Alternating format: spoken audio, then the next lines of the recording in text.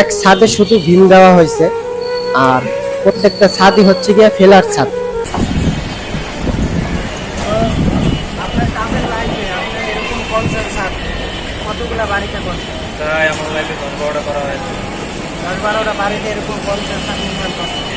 কোনো বাড়িতে কি দেখছেন কোনোটা কোনো দিকে ভেঙে গেছে কিনা? না না না, এরকম বা কোনো ফাটল না, লাগছে?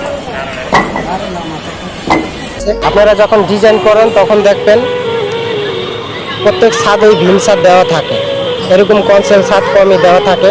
আর আপনারা চাইলেও এরকম কনসেল ছাদ নির্মাণ করতে পারবেন না, কারণ কনসেল ছাদ নির্মাণ করা হয় আপনার লোড ক্যালকুলেশন করে।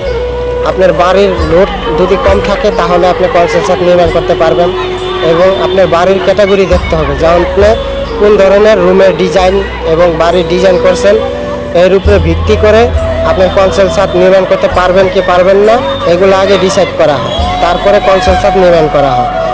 তো আপনারা বেশিরভাগ ক্ষেত্রেই দেখবেন ভীম ছাদগুলা ইঞ্জিনিয়াররা দিয়ে থাকে বেশি, কারণ ভীম ছাদের চাহিদা বেশি, কনসেল ছাদের চাহিদা কম। এগুলো হচ্ছে কি আপনার বাড়িতে যদি লোড কম থাকে, ঠিক আছে, তাহলে আপনারা এরকম কনসেল ছাদগুলো করতে পারবেন।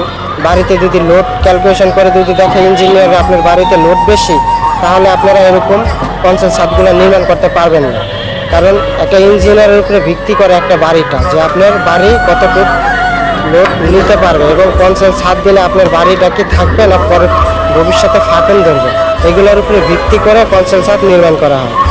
আপনারা যখন ডিজাইন করেন তখন দেখবেন প্রত্যেক ছাদেই ভীম ছাদ দেওয়া থাকে, এরকম কনসেল ছাদ কমই দেওয়া থাকে। আর আপনারা চাইলেও এরকম কনসেল ছাদ নির্মাণ করতে পারবেন না, কারণ কনসেল ছাদ নির্মাণ করা হয় আপনার লোড ক্যালকুলেশন করে। আপনার বাড়ির লোড যদি কম থাকে তাহলে আপনি কনসেল ছাদ নির্মাণ করতে পারবেন, এবং আপনার বাড়ির ক্যাটাগরি দেখতে হবে, যেমন আপনি কোন ধরনের রুমের ডিজাইন এবং বাড়ির ডিজাইন করছেন এর উপরে ভিত্তি করে আপনার কনসেল ছাদ নির্মাণ করতে পারবেন কি পারবেন না এগুলো আগে ডিসাইড করা হয়, তারপরে কনসেল ছাদ নির্মাণ করা হয়। তো আপনারা